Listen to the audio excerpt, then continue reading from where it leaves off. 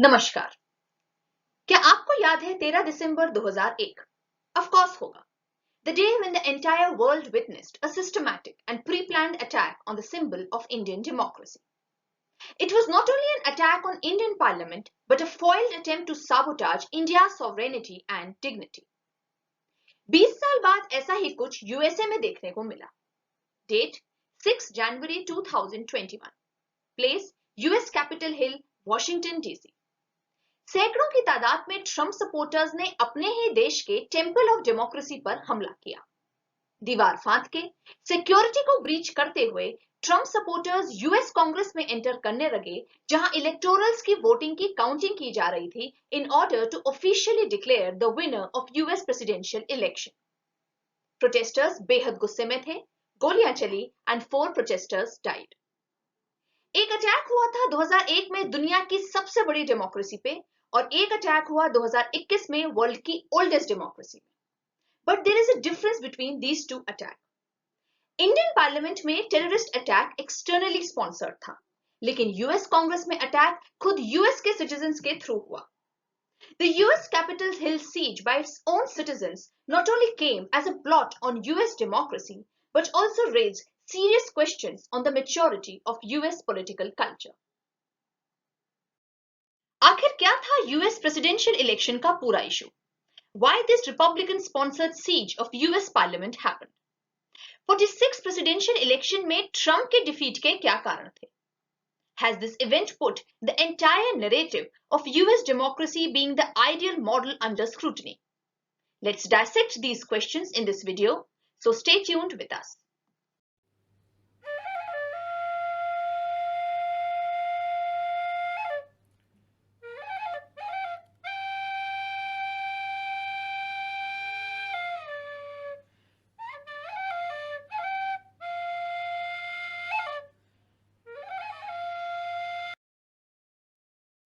Namaskar. Welcome to our YouTube channel, Aradhya, the Gateway of Knowledge.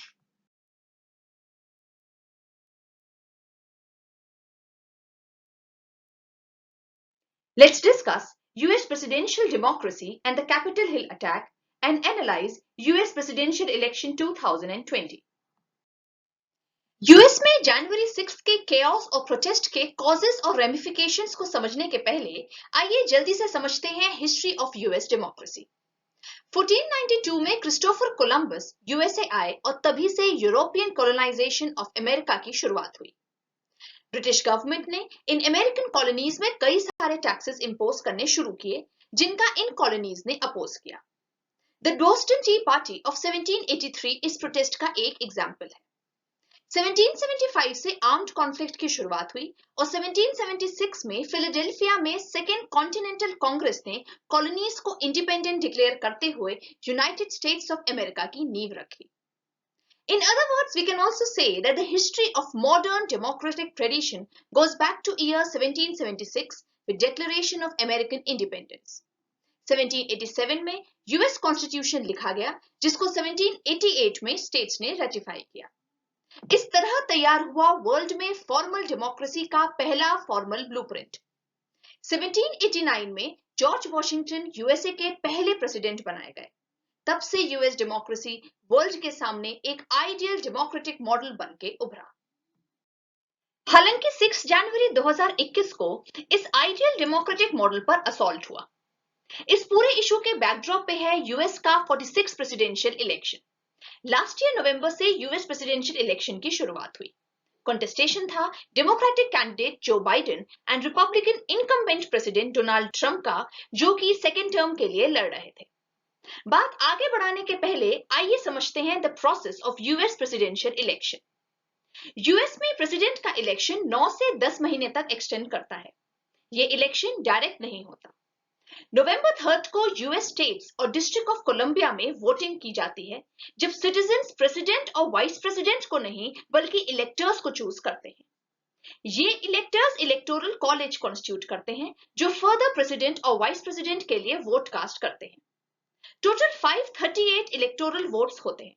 Out of the total 538 electoral votes, the one who reaches 270 elector mark wins the election. जनवरी 6 को Congress यानी US parliament में electoral voting की counting की जाती है and the winner is been declared. Finally, on 28 January, which is called the Inauguration Day, US President is officially declared. 2020 में 46 presidential election में इस बार डेमोक्रेटिक कैंडिडेट जो बाइडेन ने out of 538 electoral votes 270 vote secure किए. Out of total 147 million vote cast, Joe Biden was leading Trump by 4.1 million votes. But इस बार transfer of powers peaceful और smooth नहीं रहा. Election में हारे Donald Trump ने election results को accept नहीं किया. फ्रॉडुलेंट इलेक्शन का आरोप लगाते हुए Trump even approach the supreme court. अब क्वेश्चन ये उठता है कि 2016 में 70 मिलियन से ज्यादा वोट पाने वाले डोनाल्ड ट्रंप इस बार इलेक्शन क्यों हारे. एनालिस्ट की माने तो कारण कई हैं. नंबर 1, डोनाल्ड ट्रंप का अग्रेसिव और अथॉरिटेरियन नेचर जो उनकी स्पीच और एक्शन में पूरी तरह रिफ्लेक्ट होता था. ये एक बहुत बड़ा कारण है जिसने उनकी पॉपुलैरिटी को कम किया. नंबर 2, ऐसा भी माना जाता है कि ट्रंप ने कभी भी विहमेंटली व्हाइट सुप्रीमेसी के आइडिया का ऑपोजिशन नहीं किया. इनफैक्ट ट्रंप एडमिनिस्ट्रेशन के अंदर यूएस ने 1960s के बाद अब तक का सबसे wide spread racial disturbance experience किया. अपने एक भाषण में ट्रंप ने यह तक कहा कि यूएस सिटीज में ज्यादातर क्राइम ब्लैक्स या हिस्पैनिक्स करते हैं. 2020 में जॉर्ज फ्लॉयड की हत्या ने रेशियल डिस्क्रिमिनेशन के इशू को हवा दी. An estimated 15 million to 20 million people participated in the 2020 Black Lives Matter protest in United States, making it one of the largest movement in country's history. इस तरह racial discrimination का मुद्दा Trump सरकार की dispopularity का एक कारण बना. न्यूयॉर्क टाइम्स के अकॉर्डिंग अपनी एक ऑफिशियल मीटिंग के दौरान जब ट्रंप को पता चला कि 15,000 लोग हेटी से यूएसए आए हैं तो उन्होंने कहा दे ऑल हैव एड्स. उसी तरह 40,000 नाइजीरियंस के यूएस विजिट के होने पर उन्होंने कहा after seeing America the Nigerians will never go back to their huts. ऐसे डेरोगेटरी स्टेटमेंट ट्रंप की डिसपॉपुलैरिटी का एक बहुत बड़ा कारण बना. नंबर 3, 27 जनवरी 2017 को अपने एग्जीक्यूटिव ऑर्डर जिसका टाइटल था protecting the nation from foreign terrorist entry into the United states, president Trump ने यूएस बॉर्डर्स को सीरियन रेफ्यूजीज के लिए इंडेफिनिटली क्लोज करने का ऑर्डर दिया. साथ ही साथ उन्होंने 90 डेज के लिए 6 Muslim majority nations namely Iraq, Iran, Libya, Somalia, Sudan और येमेन से इमिग्रेशन बंद कर दिया. ह्यूमन राइट्स एक्टिविस्ट ने ट्रंप के इन ऑर्डर्स को गवर्नमेंट अप्रूव्ड रिलीजियस प्रोसिक्यूशन का नाम दिया. ट्रंप द्वारा इस तरह का रिलीजियस इंटॉलरेंस लोगों को कुछ खास पसंद नहीं आया और उनकी डिफीट का एक इंपॉर्टेंट कारण बना. नंबर 4, फॉरेन पॉलिसी के एरिया में भी ट्रंप एडमिनिस्ट्रेशन ने काफी क्रिटिसिज्म फेस किया. अपने ट्रेडिशनल अलाइज को छोड़कर पुतिन के साथ यूएस की बढ़ती नजदीकी लोगों को कुछ खास पसंद नहीं आई. 5, कोरोना वायरस भी एक गेम चेंजिंग वायरस के रूप में यूएस पॉलिटिक्स में आया. इस वायरस ने जहां यूएस में 2,30,000 लोगों की डेथ हुई, वहीं लोगों को लगा कि ट्रंप एडमिनिस्ट्रेशन कोरोना आउटब्रेक को हैंडल करने में अनसक्सेसफुल रहा. ऐसा कह सकते हैं कि this pandemic has led to the worst public health crisis in more than 100 years in United States of America. Pew Research के अकॉर्डिंग ट्रंप के कंपैरिजन में 17% ज्यादा लोगों को लगता है कि बाइडेन कोविड पेंडेमिक को बेटर हैंडल कर सकते हैं. नंबर 6, स्टैटिस्टिक्स की माने तो यूएस 1930s के बाद अब तक की सबसे बड़ी इकोनॉमिक क्राइसिस फेस कर रहा है.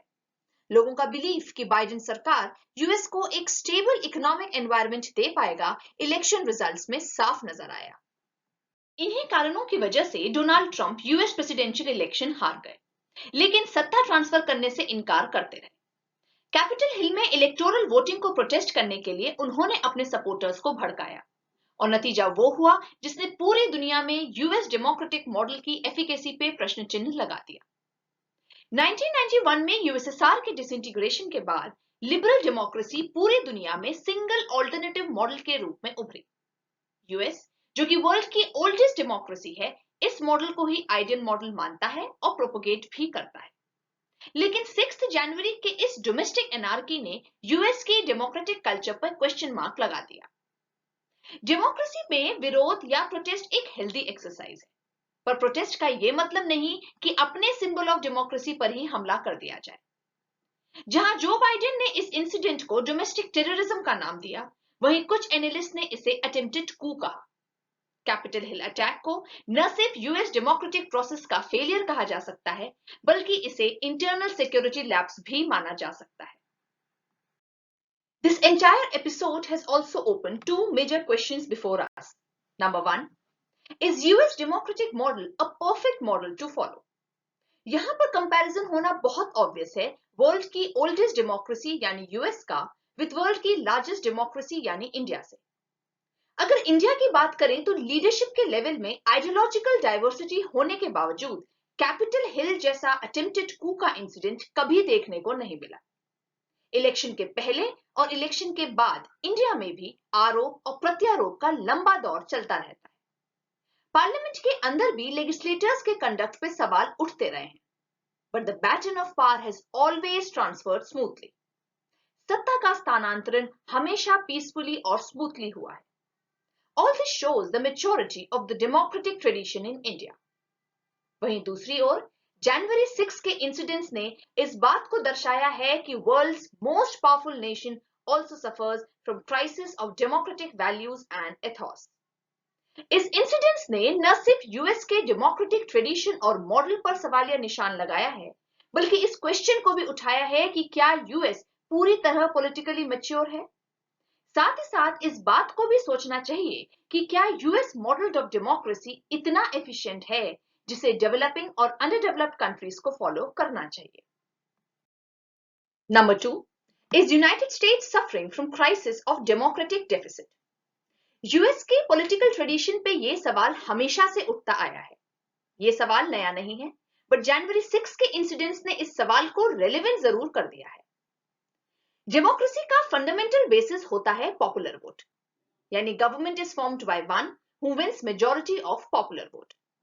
बट आपको जान के आश्चर्य होगा कि वर्ल्ड की oldest democracy that is US में ये जरूरी नहीं कि one who wins popular vote always become the head of the state.